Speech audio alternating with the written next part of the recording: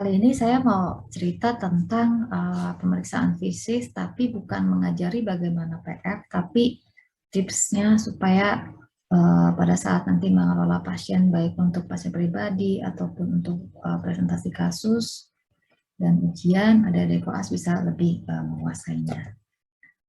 Pemeriksaan fisik itu adalah bagian dari perjalanan kita mendapatkan diagnosis. Nah, pada saat pemeriksaan fisik, di kepala kita tuh sudah ada diagnosis yang sudah kita dapat dari saat wawancara medis. Ya. Nah, setelah anamnesis, kita kan punya berbagai macam diagnosis banding nih, ada working diagnosis, ada DT-nya. Setelah PF, maka diagnosis akan menjadi lebih sempit, karena kita sudah membuktikan dengan apa yang mau kita cari. Apa nih yang kita cari? Kita harus menguasai patofisiologi. Kalau cuma menguasai poin-poin tertentu, misalnya dulu waktu saya PTT, saya membeli buku yang diterbitkan oleh media Eucalyptus namanya Capita Selecta. Di situ sangat sangat ringkas sekali untuk membantu kita dokter-dokter di pedalaman mencari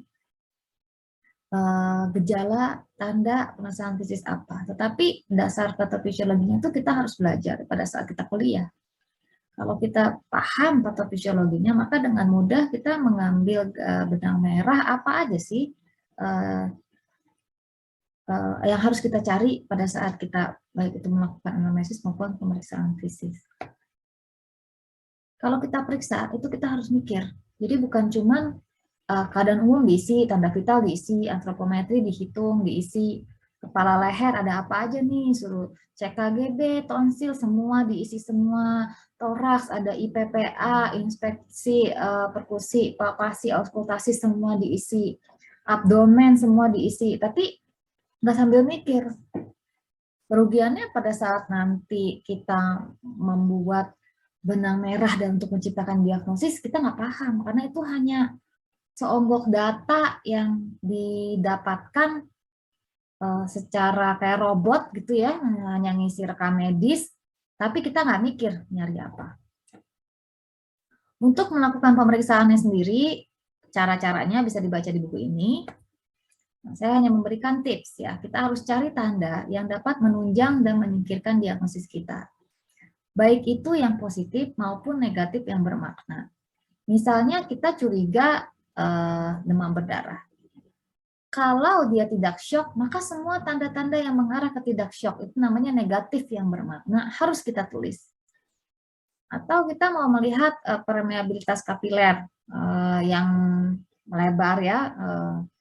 Misalnya kita mau lihat adanya asites atau efusi pleura, maka kita harus tulis ada atau tidak. Nah, tidak ada itu sangat bermakna.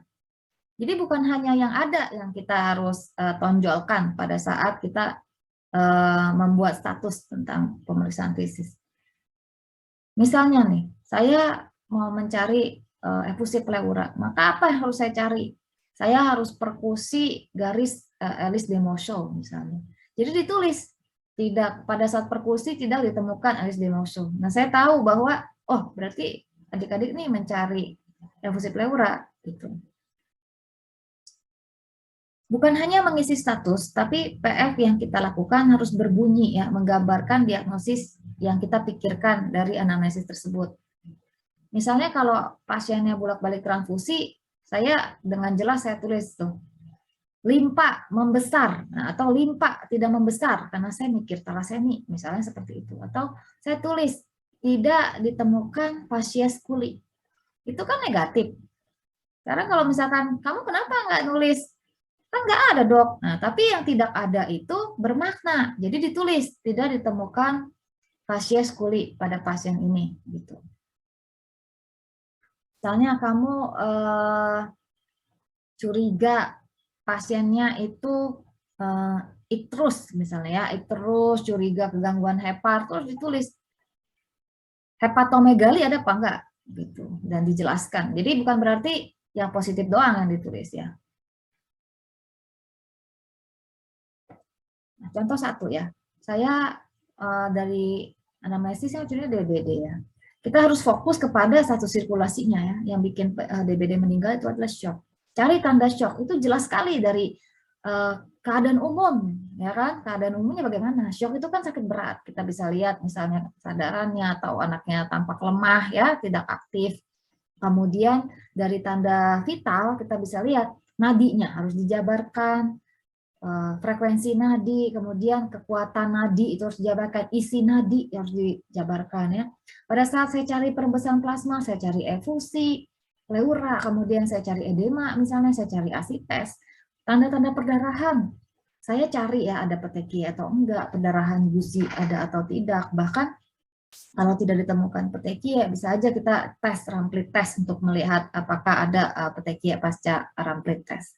Jadi semua itu ada alasannya kita cari dan bisa kita pertanggungjawabkan. Nah, kenapa kita mencari itu dan ketika negatif hasilnya apa kesimpulannya?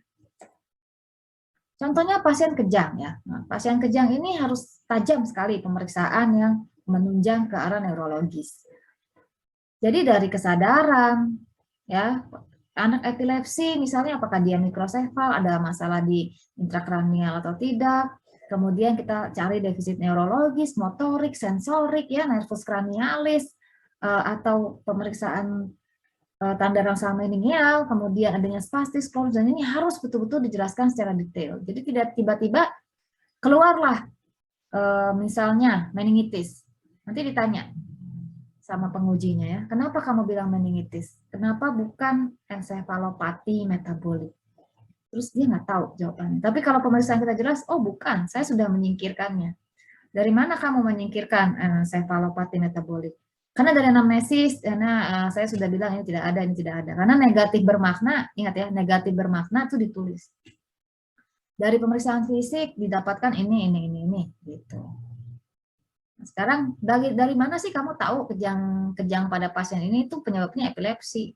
Dari pemeriksaan fisik apa aja sih yang menunjang dan yang tidak didapatkan? Gitu. Misalnya anaknya, menurut saya kejang demam karena tidak ada gangguan kesadaran, misalnya gitu kan? Itu kan negatif tapi bermakna ya tidak ada penurunan kesadaran.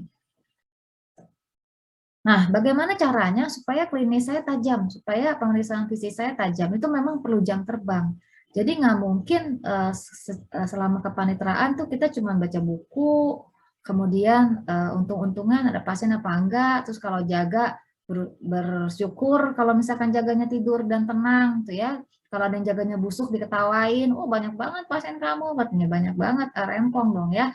Padahal itu menambah jam terbang kita. Dan ketajaman klinis itu harus dilatih.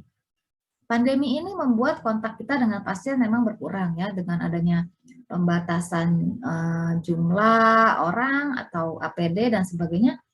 Tapi kita tidak boleh bilang bahwa saya kualitas dokternya jelek, soalnya saya lulusan pandemi. Nggak boleh gitu. Kita harus punya banyak strategi untuk tetap meningkatkan ketajaman klinis kita dan menjamin bahwa Indonesia ke depannya akan mendapatkan dokter-dokter yang kualitasnya terbaik seperti adik-adik sekarang. Bagaimana caranya? Berlatihlah, ada pasien apa aja semua dilatihlah. Dan kalau tidak terpapar dengan pasien, kita bisa berlatih dengan sesama teman atau kita sendiri ya. Bagaimana caranya hitung nadi? Ya kan kita bisa belajar hitung nadi kita. Saat ini kan kita tidak dehidrasi, tidak syok, tahu bagaimana sih nadi yang isinya cukup tuh seperti apa. Kemudian pasanglah stetoskop, dengerin jantung sendiri. Kayak apa sih BJ12 gitu ya. Waktu itu ada koas yang bilang, saya mah hafal dok murmur ejeksi sistolik. Kok bisa? Saya kan murmur dok, nah, misalnya gitu. Terus kita bisa belajar suara nafas ya, kita belajar suara nafas dari kita sendiri. Bisa aja sih kita dengan teman-teman gitu ya, kita melatih ketajaman klinis itu dan melatih lega artisnya kita melakukan pemeriksaan fisik dan itu harus dikerjakan terus-menerus. Mungkin demikian semua pembelajaran ini kita lakukan supaya kita bisa memberikan yang terbaik untuk pasien kita. First, do no harm.